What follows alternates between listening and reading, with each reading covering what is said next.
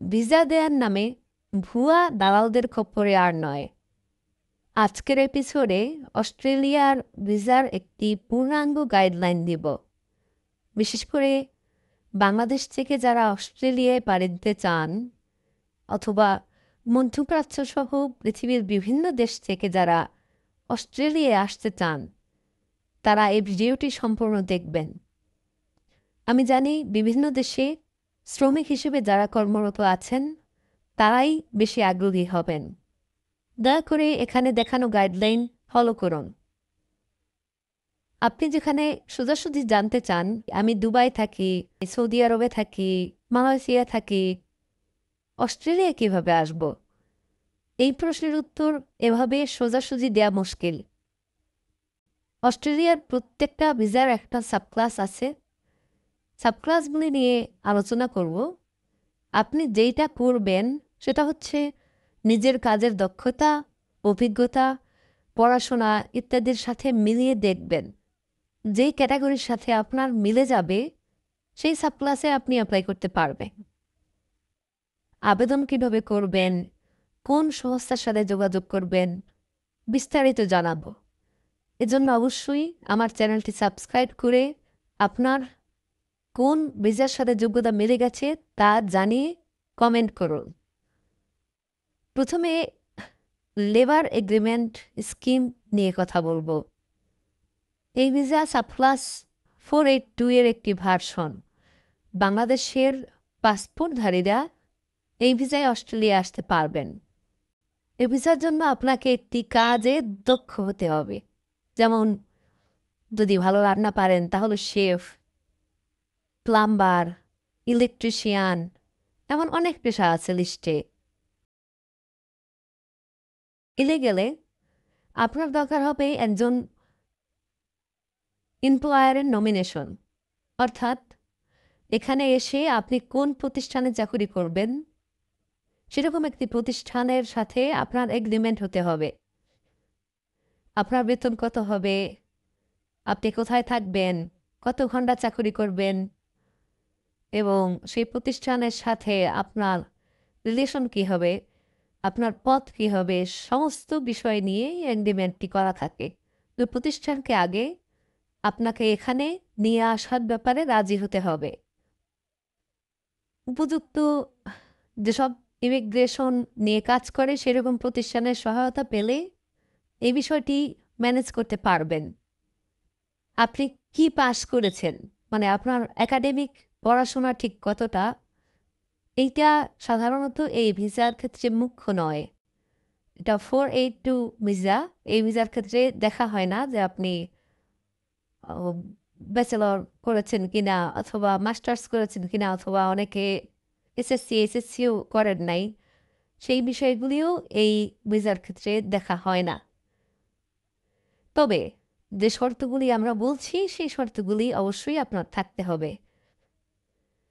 তাহলে পরের শর্ত হচ্ছে এই যেই ভিসায় আপনি আসবেন সেটিতে আপনাকে অন্তত 1 বছর ধরে কাজ করতে হবে। মানে বিগত 3 বছরের মধ্যে অন্তত 1টি বছর আপনাকে ওই পেশায় কাজ করতে হবে। যেমন আপনি যদি হন একজন প্লাম্বার, তাহলে কোনো একটা প্রতিষ্ঠানের অধীনে প্লাম্বার হিসেবে আপনাকে অন্তত 1টি বছর কাজ করতে হবে এবং সেই বছরটি হতে হবে বিগত 3টি বছরের মধ্যে একটি। এর সাথে সাথে আপনার থাকতে হবে ইংরেজি ভাষায় দক্ষতা। আমি বলবো কিছুটা দক্ষ হলেই চলবে। কথা বলার মতো দক্ষ, কিছুটা লিখতে পারার মতো দক্ষ। তো ইংরেজি ভাষায় 6 ধরনের টেস্ট আছে যেটা অস্ট্রেলিয়ান সরকার থেকে অনুমোদিত, যেমন পিটি, যেমন আইএলটিএস, এরকম আরও কিছু আছে। আপনারা চেক করে দেখতে পারবেন। সেগুলির মধ্যে যে কোনো একটি পরীক্ষা আপনাকে দিতে হবে এবং ন্যূনতম একটি স্কোর হলেই আপনি অ্যাপ্লাই করতে পারবেন। এমনিতে দেয়া থাকে 4.5 স্কোর। কিছু কিছু ক্ষেত্রে এটা আরও শিথিলযোগ্য, যেটা ইংরেজি ভাষা ন্যূনতম যারা জানে তাদের জন্য ম্যানেজেবল। তারা এই স্কোর করতে পারবে। বিষয়টি খুব কঠিন কিছু না। একটু গাইডলাইন পেলে এই বিষয়ে আপনারা আপনার আশেপাশে যারাই থাকেন না কেন, যারা এই ইংরেজি ভাষা নিয়ে কাজ করে, তাদের সাথে একটু কথা বলে নিলে ঠিক কোন পরীক্ষাটিতে আপনি ভালো করতে পারবেন, আহ, সেটি আপনারা ম্যানেজ করতে পারবেন। যারা ডেজিগনেটেড এরিয়া মাইগ্রেশন এগ্রিমেন্টে যাবেন, এটা এলাকাভেদে তাদের জন্য প্রতিটি শর্ত শিথিলযোগ্য। ডেজিগনেটেড মানে হচ্ছে আপনি কমনলি ঠিক যে কোনো জায়গায় না, আপনি যদি কিছু রিজিওনাল এরিয়ায় কাজ করতে চান, তাহলে সেই এলাকার ক্ষেত্রে এই এগ্রিমেন্টের কিছু শর্তাবলী শিথিলযোগ্য। যেমন আপনার যে ইংরেজি দক্ষতার যে স্কোর আপনার হওয়ার কথা, সেটি যদি না হয়, তার থেকে একটু কম হয়, তাহলে আপনাকে রিজিওনাল এলাকার কোনো একটা স্পন্সরশিপ খুঁজতে হবে। সেই স্পন্সর আপনাকে এটা করে দিবে যে আপনার ইংরেজি ভাষার দক্ষতা এর থেকে একটু কম হলেও আপনি অ্যাপ্লিকেশন করতে পারবেন। ভিসা ঠিক কার কার ক্ষেত্রে হবে সেই প্রশ্ন অনেকের ক্ষেত্রে থাকে। ভিসা হবে যেই প্রার্থী তার নিজের, যিনি এখানে চাকরি করবেন, তার, তিনি যদি মেয়ে হন তাহলে তার স্বামীর ভিসা হবে, তিনি যদি নিজে ছেলে হন তাহলে তার স্ত্রীর ভিসা হতে পারে, এবং পাশাপাশি সন্তানদেরও। তার মানে স্বামী, স্ত্রী এবং সন্তান, এই ফ্যামিলিতে যারা থাকবেন এই সবার ভিসা একসাথে হয়ে যাবে, এবং তারা সবাই এখানে আসার পরে একযোগে কাজ করতে পারবেন। যদি স্বামী স্পন্সরে থাকেন তাহলে স্বামী ওই নির্দিষ্ট কোম্পানিতে চাকরি করবেন, পাশাপাশি স্ত্রী তিনি যে কোনো জায়গায় চাকরি খুঁজে নেবেন। আমার প্রবাসী ভাইদের ক্ষেত্রে অনেকে বলে থাকেন যে আমি তো অনেক দিন হয়েছে পড়াশোনা করি না, বা পড়াশোনা আদৌ তেমন কিছু করে আসি নাই, আমার দ্বারা ইংরেজিতে একটি পরীক্ষা দেওয়া সম্ভবই না। তার যদি স্ত্রী এটা করতে পারেন এবং স্ত্রীর নির্দিষ্ট একটি পেশা থাকে, কোনো একটি পেশায় তিনি দক্ষ হন, তিনি তার স্ত্রীকে দিয়ে ট্রাই করতে পারেন।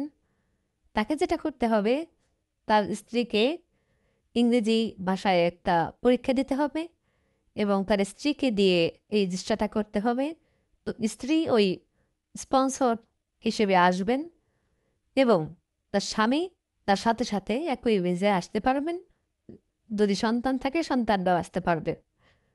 স্বামী যে কোনো জায়গায় চাকরি খুঁজে দিতে পারবেন এবং সেইখানে তিনি ফুল টাইমার হিসেবে চাকরি করতে পারবেন।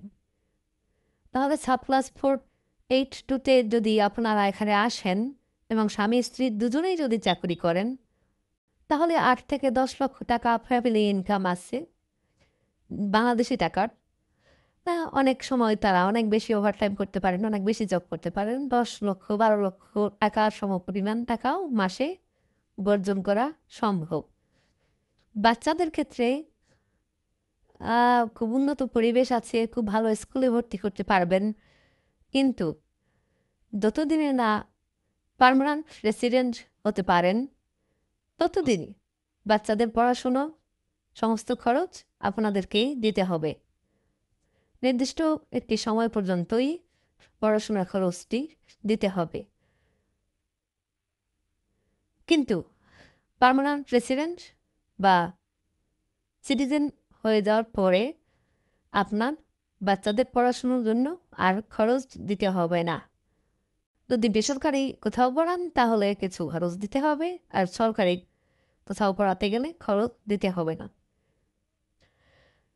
এর বাইরে আমি আলোচনা করতে পারি যারা একটু বেশি যোগ্য আছেন, যাদের একাডেমিক পড়াশোনা ভালো, যারা অনার্স মাস্টার্স ইত্যাদি করেছেন বিভিন্ন সাবজেক্টে এবং বিভিন্ন স্পেশালিস্ট ক্যাটাগরিতে আছেন, যেমন ইঞ্জিনিয়ার, ডাক্তার বা অন্যান্য, তারা সরাসরি অ্যাপ্লাই করতে পারেন সাবক্লাস 189, সাবক্লাস 190 ও সাবক্লাস 491-এ।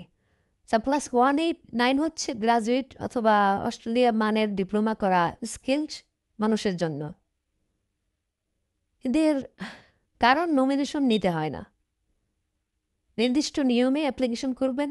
বয়স, পড়াশোনা, ইংরেজি ভাষার দক্ষতা, স্বামী বা স্ত্রীর বয়স, তার পড়াশোনা, তার দক্ষতা ইত্যাদি সব কিছু মিলিয়ে একটি স্কোর হয়। স্কোর যত ভালো হবে ভিসা তত তাড়াতাড়ি হবে। এই ভিসায় সরাসরি পার্মানেন্ট রেসিডেন্ট হিসেবে আপনি অস্ট্রেলিয়ায় ঢুকবেন, মানে অস্ট্রেলিয়ায় প্রথম যেদিন আপনি পা দিবেন সেদিন থেকেই আপনি অস্ট্রেলিয়ার পার্মানেন্ট রেসিডেন্ট হিসেবে গণ্য হবেন। এই বিষয়টিতে বিস্তারিত আরও জানতে পারবেন অস্ট্রেলিয়ার ডিপার্টমেন্ট অফ হোম অ্যাফেয়ার্সের ওয়েবসাইটে। যদি বিষয়টি খুঁজে না পান তাহলে কমেন্ট বক্সে এসে জানান, আমি চেষ্টা করব ওয়েবসাইটের ঠিকানা আপনাদেরকে দিতে। এই ক্যাটাগরির আরেকটি ভিসা হচ্ছে +190। এই ভিসায় সবই প্রায় 189-এর মতো, শুধুমাত্র অ্যাপ্লিকেশন করতে হবে অস্ট্রেলিয়ার স্টেট বা টেরিটরি গভর্নমেন্টের কাছে। তারা এই যে গভর্নমেন্টগুলো অস্ট্রেলিয়ার স্টেট অথবা টেরিটরি গভর্নমেন্টগুলো, যেমন New South Wales, Australian Capital Territory অথবা ওয়েস্টার্ন অস্ট্রেলিয়া, সাউথ অস্ট্রেলিয়া, এরকম কোনো একটি স্টেট গভর্নমেন্ট তাকে বাছাই করবে যে এই পেশার এই লোককে আমার দরকার, যেটা আপনি অ্যাপ্লিকেশন করেছেন। এখন তারা ওই বাছাইকৃত লোককে নমিনেট করবে, নমিনেট করে ইমিডিয়েটলি আপনার ইমেইলে অথবা আপনি যে ইমিগ্রেশন এজেন্টের মাধ্যমে অ্যাপ্লাই করেছেন সেই ইমিগ্রেশন এজেন্টের ইমেইলে জানাবে যে একে আমরা নমিনেশন দিলাম। তখন ওই কাগজটি নিয়ে অ্যাপ্লাই করতে হবে অস্ট্রেলিয়ার এম্বাসিতে। অ্যাপ্লাই করার পরে এই ভিসা হয়ে যায়। এটা হচ্ছে 190। এবং এই ভিসার ক্ষেত্রেও আপনি যখন প্রথম দিন অস্ট্রেলিয়ায় ঢুকবেন সেদিন অস্ট্রেলিয়ার পার্মানেন্ট রেসিডেন্ট হিসেবেই ঢুকবেন, স্থায়ী বাসিন্দা হিসেবে ঢুকবেন। সমস্ত এদেশের সিটিজেনরা যত সুযোগ সুবিধা পায় সেই সুযোগ সুবিধা আপনি প্রথম দিন থেকেই পেয়ে যাবেন। +489ও কিছুটা একই ধাঁচের ভিসা। এই ভিসায় আত্মীয়রাও নমিনেট করতে পারে। আত্মীয়কে অস্ট্রেলিয়ার সিটিজেন ও ফার্স্ট ব্লাড রিলেটিভ হতে হয়, মানে যে ভিসা প্রার্থী তার ফার্স্ট ব্লাড হতে হয়, আপন ভাই বোন অথবা সন্তান। 3টি ক্যাটাগরির ক্ষেত্রে আপনাকে নির্দিষ্ট পেশায় দক্ষ হতে হবে। মানে যদি আপনি এই 189, 190 অথবা 491 এই 3টির যে কোনো একটিতে অ্যাপ্লিকেশন করেন, সেক্ষেত্রে একটি নির্দিষ্ট পেশায় আপনাকে দক্ষ হতেই হবে, যেটি আসলে এই দেশের সরকারি যে অকুপেশন লিস্ট সেই লিস্টের সাথে মিলতে হবে। এই লিস্টটি আমি আপনাদেরকে পরবর্তী কোনো একটি ভিডিওতে সাপ্লাই দিব। আপনারা ওই লিস্টটির পূর্ণাঙ্গ একটি লিস্ট আপনাদের সামনে উপস্থাপন করব। তাতে এ কারণে এই লিস্টটি প্রত্যেক বছর পরিবর্তন হয়। ইউরোপের বিভিন্ন দেশ নিয়েও আমরা ভিডিও করব এবং সেসব জায়গায়ও ঠিক কাদের সাথে যোগাযোগ করবেন সেগুলি আমরা জানাবো। তবে অবশ্যই পরবর্তী পর্বগুলোর দিকে খেয়াল রাখবেন। যখন আমি আপলোড দিই তখন এগুলি দেখবেন। যারা দালাল, চোর, বাটপার এদের অবশ্যই নক করবেন না এবং নিজে ঠিক কোন ভিসার সাথে আপনি মিলে যাচ্ছেন সেটা অবশ্যই আপনি নিজে আগে মেলাবেন। পাশাপাশি আপনাকে এরা কী করতে পারবে, এরা একটু আপনাকে সহযোগিতা করতে পারবে।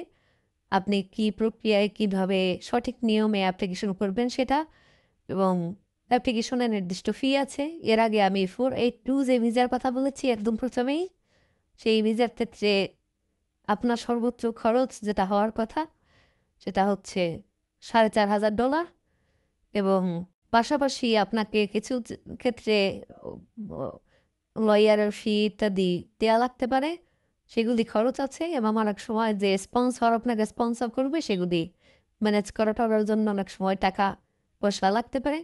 সেগুলি ঠিক কত এবং কী পরিমাণ টাকা আপনার আগে দিতে হবে পরে দিতে হবে সেই জিনিসগুলি তারা ভালো ইমিগ্রেশন এজেন্ট, যেগুলি আমি চেষ্টা করবো আপনাদেরকে সাজেশন দেওয়ার, তাদের সাথে কথাবার্তা পরিষ্কার করে নেবেন। আর অন্যান্য যে 3টি ক্যাটাগরির ভিসার কথা আমি বললাম তাদের ক্ষেত্রে কোনো টাকাই লাগার কথা না।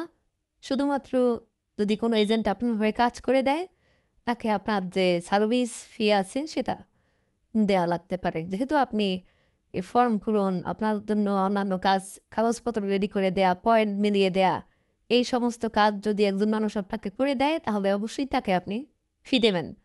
এই ফি দিয়ে আপনি অ্যাপ্লিকেশন করবেন এবং সঠিক নিয়মে আপনার পেশা এবং অন্যান্য দক্ষতা সব মিলিয়ে, ইংরেজি দক্ষতাও মিলিয়ে যদি আপনি সঠিক নিয়মে অ্যাপ্লিকেশন করতে পারেন, তাহলে অস্ট্রেলিয়ার ভিসা সাধারণত হয়ে যায়।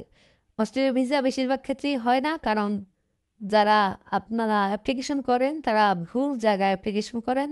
আপনার যে পেশা এবং যোগ্যতা সেই অনুযায়ী আপনি ক্যাটাগরি এবং সাবক্লাস খুঁজে না পেয়ে ভুল মানুষের কাছে যান এবং ভুল কিছু অ্যাপ্লিকেশন করেন, যারা বেশিরভাগ ক্ষেত্রে অ্যাপ্লিকেশন করে না। এবং তারা বিভিন্ন রকমের দালাল আসলে। তারা বিভিন্নভাবে আপনার কাছ থেকে টাকা পয়সা নেবে, নিয়ে শুধুমাত্র কিছুদিন ঘোরাঘুরি করিয়ে তারপরে সে বলে যে ভিসা হয় নাই, বা ভুয়া অনেক সময় জটিল জাল ভিসা ধরিয়ে দেয়। এয়ারপোর্টে আসলে তারপরে আপনাকে ফেরত পাঠায়। আর যারা মধ্যপ্রাচ্য থেকে যারা আসার কথা বলেন, অনেক ভাইরা আছেন যারা এই কোনো ক্যাটাগরির সাথেই মেনেন না। তারা ভিজিট ভিসায় এখানে আসতে চান যে কোনোভাবে যদি ঢুকতে পারতাম তাহলে থাকলে কি হবে? তাহলে আমি থাকতে পারবো কিনা? তাহলে আমার ভবিষ্যৎ কি হবে? সেসব নিয়েও আমি পরবর্তী ভিডিওটিতে কথা বলবো। আমার চ্যানেলটিতে আপনি সাবস্ক্রাইব করে আমার সাথে থাকেন। আ ভিসা সংক্রান্ত যেকোনো পরামর্শের জন্য আপনারা কমেন্ট বক্সে এসে লিখে দিবেন আপনার প্রবলেম। তাহলে আমি পরবর্তী যে ভিডিওটি ভিসা সংক্রান্ত করব, সেখানে আপনাদের প্রশ্নের উত্তর দেওয়ার চেষ্টা করব। আসসালামু আলাইকুম।